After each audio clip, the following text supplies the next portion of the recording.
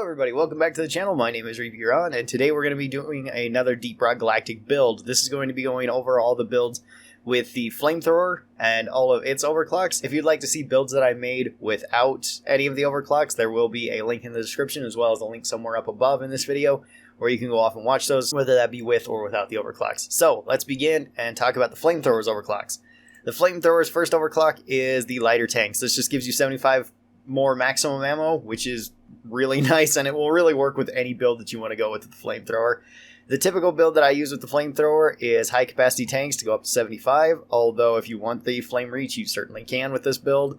I usually go with the unfiltered fuel, so we hit that nice 15 damage, so we start hitting some easy breakpoints if we just want to kind of spurt this out at any of the swarmers. In tier 3, I usually switch between either sticky flame slowdown. I usually go with it in this build because there's no disadvantage with taking sticky flame slowdown. This just makes it so it slows enemies even more when they're walking across the flame. But other times I'll go with more fuel, but since we already have that with our new overclock, we can definitely just switch this over and we get all the benefits of essentially having both tier 3s. In tier 4, I usually go with more fuel so that we get even more fuel out of this. Like I said, you can go with even more fuel and have 525. And then for tier 5, I switch between heat radiance and targets explode. It's your call as to which one you like. Heat radiance will get enemies set on fire faster.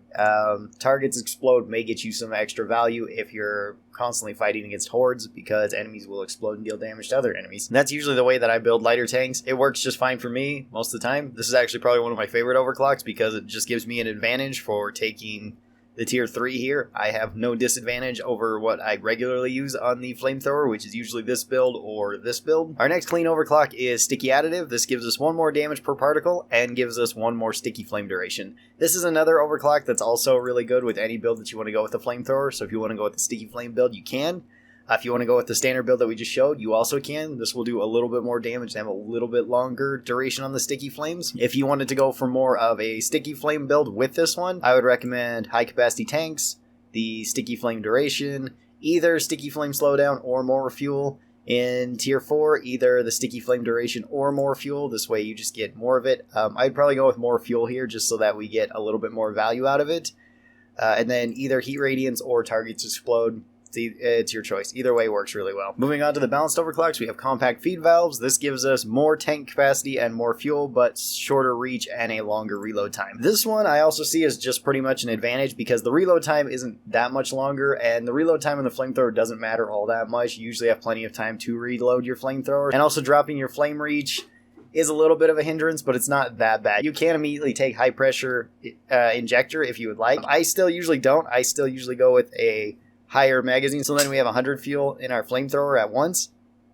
I enjoy that, but if you want to make up for the loss in the flame reach, you can take this and then you'll get a little bit of a longer flame than what you normally would have. Go with high capacity tanks. Once again, go with unfiltered fuel to get more damage. Sticky flame slowdown or more fuel, either one works.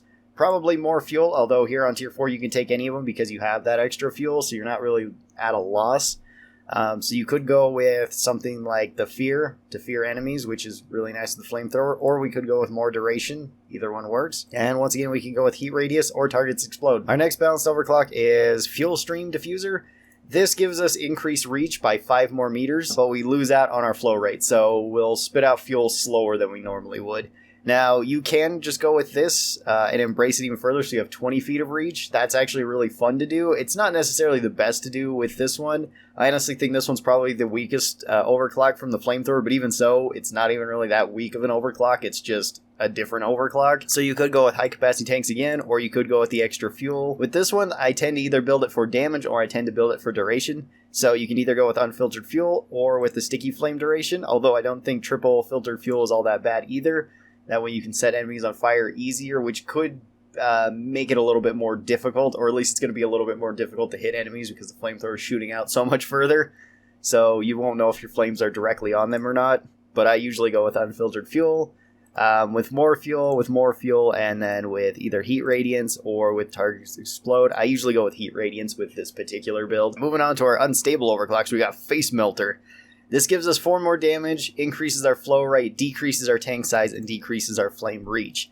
For this one, I usually go with high capacity tanks. In tier 2, you can honestly go with any of these. They're all really good. If you want more direct damage, go with unfiltered fuel. If you want to set targets on fire faster, it's the triple filtered fuel. And if you just want more sticky flame duration, then you can go with just more sticky flame duration. Any of these work. I still usually go with the unfiltered fuel because I'm usually taking this to deal as high amount of direct damage as I can with the flamethrower. And this just helps it a little bit more. It lets you kill large enemies a little bit quicker. In tier 3, I usually go with more fuel.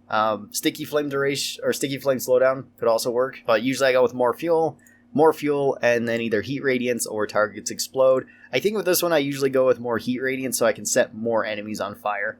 But either one works really well with this.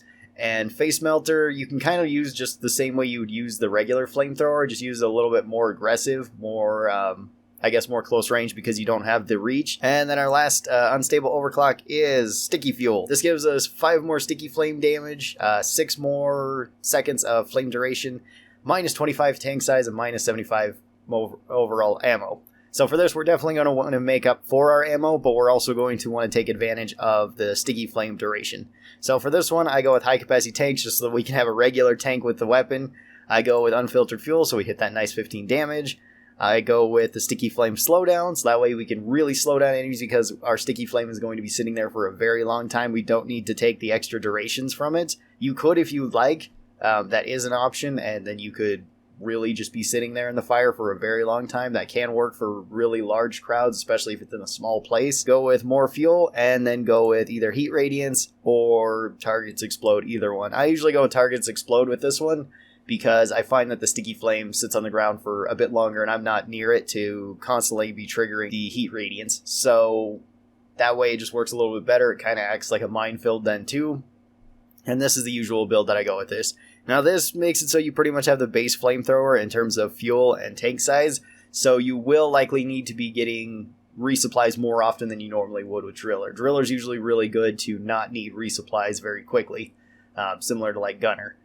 This way, you'll need them a little bit more often, but you can get a lot of benefit out of this if you take the time and just spray out a bit of fuel at a time, wait for enemies to really take damage over time and slow down, and potentially let your team kill a lot of the enemies too. So these are my usual builds for the flamethrower.